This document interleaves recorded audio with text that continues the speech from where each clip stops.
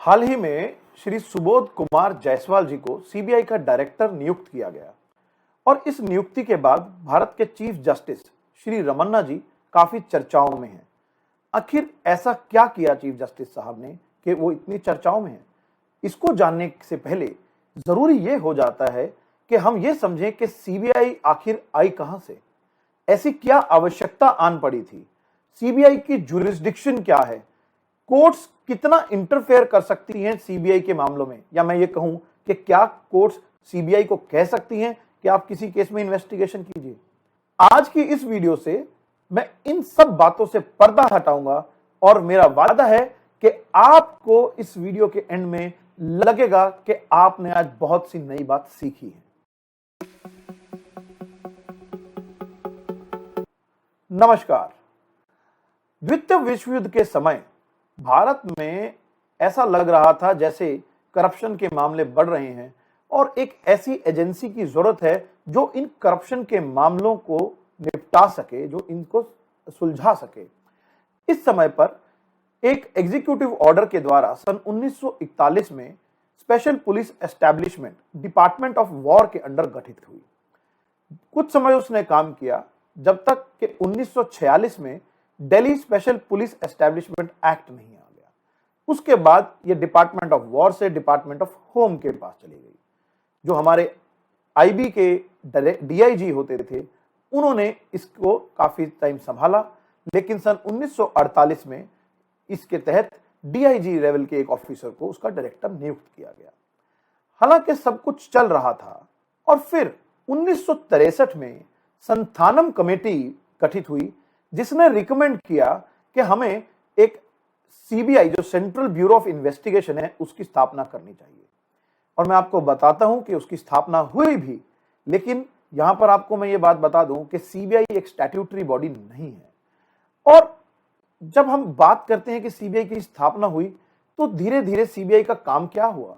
CBI को बनाया गया था करप्शन केसेस से निपटने के लिए, लेकिन 1994 तक आते आते सीबीआई को 3 डिफरेंट विंग्स में हमने देखा कि बट गई, जिसमें हमने बात करी कि एक है एंटी करप्शन विंग, एक है उसका इकोनॉमिक ऑफेंस विंग, एक है साइबर क्राइम विंग या फिर स्पेशल केस।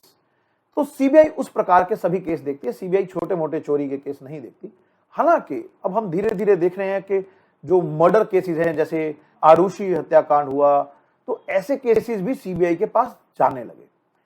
अब सीबीआई के ऊपर निगरानी कौन रखता है? सीबीआई के ऊपर निगरानी रखती है हमारी सेंट्रल विजिलेंस कमीशन सीवीसी, जिसका गठन 2003 में हुआ था। तो सवाल यह है कि सीबीआई के पास कंप्लेंट कौन दायर कर सकता है? कंप्लेंट तो देखिए वहां पर कोई भी दायर कर सकता है, लेकिन सीबीआई मामले की गंभीरताओं को देखते हुए ही उसके ऊपर एक्ट करती है। सवाल जो आता है वो है सीबीआई की जुरिस्डिक्शन। सवाल जो आता है वो है सीबीआई की जुरिस्डिक्शन का। आखिर सीबीआई की जुरिस्डिक्शन क्या है? उसके लिए जब हम इस एक्ट को पढ़ते हैं, Delhi special police establishment act, वो कहता है सेक्शन 5 में कि इसकी जुरिस्डिक्शन दिल्ली या अन्य यूनियन टेरिटरीज के ऊपर है और उससे ज्यादा नहीं। लेकिन सेक्शन 6 आगे कहता है कि यदि राज्य सरकारें चाहें तो वो अपना कंसेंट दे सकती हैं सीबीआई को, और सीबीआई उन राज्यों में भी जाकर केसेस में इन्वेस्टिगेट कर सकता है। लेकिन सवाल यह है कि राज्य सरकार वो कंसेंट कैसे देती है? ये अमूमन 2 तरह का कंसेंट होता है। एक जिसे हम बोलते हैं जनरल कंसेंट, जब वो कहते हैं कि हमारे यहां कोई भी है, हमने कोई रोक टोक नहीं है, सीबीआई आए और बेशक जांच कर सके। लेकिन दूसरा है जहां पर अगर उन्होंने जनरल कंसेंट नहीं दिया तो केस टू केस भी सीबीआई को वो कंसेंट दे सकते हैं कि किसी पर्टिकुलर केस में वो दे दें। लेकिन हाल ही में हमने देखा कि ऐसा बहुत से मौके आए जहां पर आंध्र प्रदेश, वेस्ट बंगाल और अन्य राज्यों ने अपना जो कंसेंट दिया हुआ था सीबीआई को, उसे विड्रॉ कर लिया। आखिर इस विड्रॉल ऑफ कंसेंट से होता क्या है? देखिए, विड्रॉल ऑफ कंसेंट से जो ऑलरेडी केसेस चल रहे हैं उस पर कोई फर्क नहीं पड़ता। इसीलिए कहा जाता है इसका विड्रॉल का जो ऑपरेशन है वो प्रोस्पेक्टिव है, आगे से होगा, रेट्रोस्पेक्टिव नहीं है। पुराने जो मुकदमे चल रहे हैं अगर वो सीबीआई के पास हैं वो वहीं रहेंगे, उसको आप वापस नहीं ले सकते। और ऐसा नहीं है कि देश ने इस चीज को पहली बार देखा है, ये सिक्किम में भी हुआ था आज से बहुत साल पहले। तो इसका इस्तेमाल राज्यों को हमने कई बार करते हुए देखा है। अब सवाल ये आता है, चाहे सुशांत सिंह राजपूत का केस हुआ या और अन्य केस हुए, तो हम कई बार देखते हैं कि जो सीबीआई है वो राज्य के केसेस में भी आ गई है, वो तो केंद्र का केस नहीं था, तो ऐसा कैसे हुआ? इससे हमें यह समझ आता है कि सीबीआई की जुरिस्डिक्शन केवल दिल्ली व यूनियन टेरिटरीज के ऊपर है, स्टेट्स में नहीं है जब तक कि उनका कंसेंट ना हो। लेकिन कुछ राज्यों में कंसेंट ना होने के बावजूद भी जो स्टेट गवर्नमेंट एम्प्लॉइज हैं उसके ऊपर भी सीबीआई अपनी जुरिस्डिक्शन एक्सरसाइज कर पाई है। उसके लिए हाल ही में केस आया था बीआरबीसीएल का, जहां पर बिहार के एक आईएएस ऑफिसर के ऊपर करप्शन का एलिगेशन था। उनको अरेस्ट किया गया। जब उनके ऊपर प्रोसिक्यूशन शुरू किया गया, उन्होंने कहा कि यह गलत है क्योंकि मैं राज्य सरकार का एम्प्लॉय हूं, सीबीआई मुझे अरेस्ट नहीं कर सकती बिना राज्य सरकार की परमिशन के। सुप्रीम कोर्ट का यह कहना था क्योंकि जो उन्होंने करप्शन करी, जिस कंपनी से पैसे की लेन देन की बात हुई, वो कंपनी दिल्ली में है जो कि केंद्र के अंडर आता है और जिसके ऊपर Delhi special police establishment act apply होता है। इस कारण से ये जुरिस्डिक्शन सीबीआई की बन जाती है और कोर्ट ने उसे अपहेल्ड किया। और आगे बढ़ते हैं और चर्चा करते हैं कि हमने अक्सर देखा है कि हमारी न्यायपालिकाएं, हाई कोर्ट या सुप्रीम कोर्ट, बहुत से केसेस में कह देती हैं कि यहां पर सीबीआई की जांच होनी चाहिए। तो ऐसा वो कैसे कर सकते हैं? क्योंकि जब हम Delhi special police establishment act पढ़ते हैं, उसमें न्यायपालिकाओं के पास, न्यायालय के पास ऐसा कोई हक हकूक नहीं है। तो वो ऐसा कहां से आया? इसको जानने के लिए भी हमें एक केस समझना होगा। उस केस का नाम है state of West Bengal versus committee of protection of domestic rights West Bengal 2010 Supreme Court. इस केस में आखिर हुआ क्या? सन 2001 में एक अब्दुल रहमान मोंडल थे जो कि तृणमूल कांग्रेस के कार्यकर्ता थे। वह और कुछ लोग थे, उनके ऊपर करीब 50-60 लोगों ने अटैक कर दिया, काफी लोगों की मृत्यु भी हुई और इस जघन्य अपराध का सभी पार्टी के द्वारा खंडन भी किया गया। लेकिन जब एफआईआर दर्ज करने की बात आई तो बहुत देरी से एफआईआर दर्ज हुई। उस एफआईआर के बाद अरेस्ट बहुत सही तरीके से नहीं हुए, सभी लोगों के अरेस्ट नहीं हुए।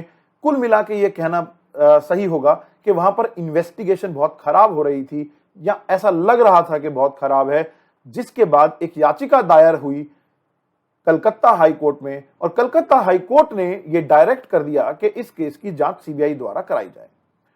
अब वेस्ट बंगाल सरकार ने इस ऑर्डर को चैलेंज कर दिया सुप्रीम कोर्ट में कि सर आप ये कैसे कर सकते हैं। सुप्रीम कोर्ट में यह केस कॉन्स्टिट्यूशनल बेंच के पास चला गया, 5 जजेस के पास, क्योंकि मुद्दा बड़ा महत्वपूर्ण था और कोर्ट के आगे बड़े आर्ग्यूमेंट्स हुए। वेस्ट बंगाल सरकार ने कहा देखिए, जो चीज लेजिस्लेचर में नहीं है, कोर्ट को उस जगह पर आकर अपना हक नहीं जमाना चाहिए।